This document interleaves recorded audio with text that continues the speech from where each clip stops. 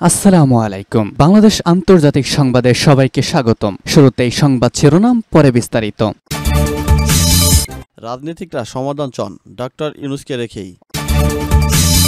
অন্তর্বর্তী সরকারের প্রধান উপদেষ্টা ডক্টর মোহাম্মদ ইউনূসকে রেখেই দ্রুত নির্বাচন সহ চলমান সংকট সমাধান চান রাজনীতিকরা। বৃহস্পতিবার রাতে প্রধান উপদেষ্টার পদত্যাগের গুঞ্জনের পর গতকাল রাজনীতিবিদদের অনেকেই সামাজিক যোগাযোগ মাধ্যমে পোস্ট দিয়ে এ বিষয়ে নিজেদের মতামত তুলে ধরেছেন। কেউ কেউ সংবাদ মাধ্যমের কাছেও মতামত ব্যক্ত করেছেন। তাদের বেশিরভাগই চলমান পরিস্থিতিতে সবাইকে সতর্ক থেকে ঐক্য বজায় রাখার পক্ষে। অধিকাংশ রাজনীতিক মনে করেন জাতির বৃহত্তর স্বার্থে ডক্টর মোহাম্মদ ইউনূসকে চেয়ারে রাখতে হবে। বিশ্লেষকরাও বলেছেন ডক্টর ইউনূস পদত্যাগ করলেই সব সংকট সমাধান হবে এটি মনে করার কারণ নেই। এতে বরং সংকট আরও তীব্র হবে, ক্ষতিগ্রস্ত হতে পারে বিপ্লবের মূল চেতনা। মিয়ানমারের রাখাইনে মানবিক করিডোর, চট্টগ্রাম বন্দরের একটি টার্মিনাল বিদেশি কোম্পানিকে দেওয়া, জাতীয় নির্বাচনের রোড ম্যাপ না দেওয়া, বিএনপি নেতা ইশরাক হোসেনকে ঢাকা দক্ষিণের মেয়র পদে শপথ পড়ানো নিয়ে অচলান অবস্থা, নারী সংস্কার কমিশন বাতিলসহ বেশ কিছু ইস্যু ঘিরে রাজনৈতিক দলগুলোর সঙ্গে অন্তর্বর্তী সরকারের দূরত্ব ক্রমেই বাড়ছে।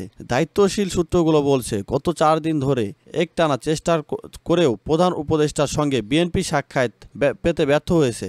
জামায়াতে ইসলামীর পক্ষে বারবার সর্বদলীয় বৈঠক আহ্বানের তাগিদ দেওয়া হচ্ছে, কিন্তু কোনো অনুরোধেই তিনি সাড়া দেননি। জুলাইয়ের অভ্যুত্থানে নেতৃত্ব দেওয়া শিক্ষার্থীদের রাজনৈতিক দল জাতীয় নাগরিক পার্টির এনসিপি নেতৃবৃন্দ ছাড়া আর কোনো দল পাচ্ছে না প্রধান উপদেষ্টার দেখা। এর মধ্যে বৃহস্পতিবার রাতে খবর ছড়ায় প্রধান উপদেষ্টার পদত্যাগ করবেন। এনসিপির আহ্বায়ক নাহিদ ইসলাম প্রধান উপদেষ্টার সঙ্গে দেখা করার পর ডক্টর ইউনূস পদত্যাগের বিষয়ে ভাবছেন বলে জানালে গুঞ্জন আরও ডালপালা মেলে। এরপরই ধারাবাহিকতায় দেশের জরুরি অবস্থায় জারি হচ্ছে এমন গুঞ্জনও ছড়ায়। সব মিলিয়ে গত কয়েকদিনের ঘটনায় জটিল রাজনৈতিক সমীকরণের অবস্থা দেখা দেয় দেশের রাজনৈতিক অঙ্গনে।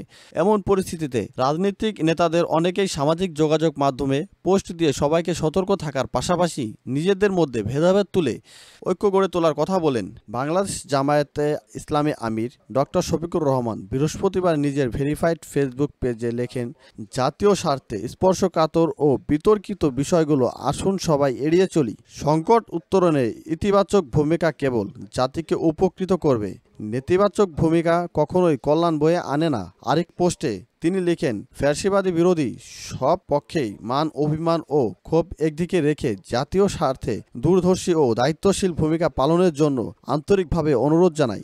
যার যার অবস্থান থেকে সর্বোচ্চ দায়িত্বশীল ভূমিকা পালন করি। আল্লাহ তাআলা এ জাতিকে সাহায্য করুন এবং সব ধরনের ক্ষতির হাত থেকে রক্ষা করুন, আমিন।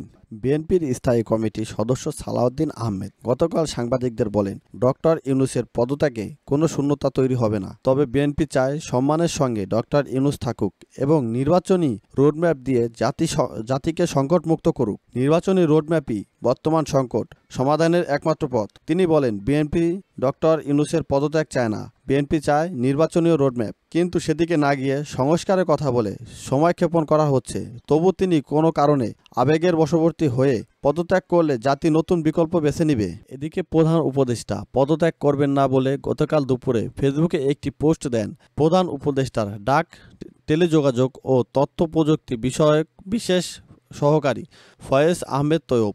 তবে পরে আবার পোস্টটি মুছেও ফেলেন তিনি। পোস্টটিতে তিনি লিখেছিলেন, অন্তর্বর্তী সরকার প্রধান উপদেষ্টার অধ্যাপক মোহাম্মদ ইউনূস পদত্যাগ করবেন না, তার ক্ষমতার প্রয়োজন নেই।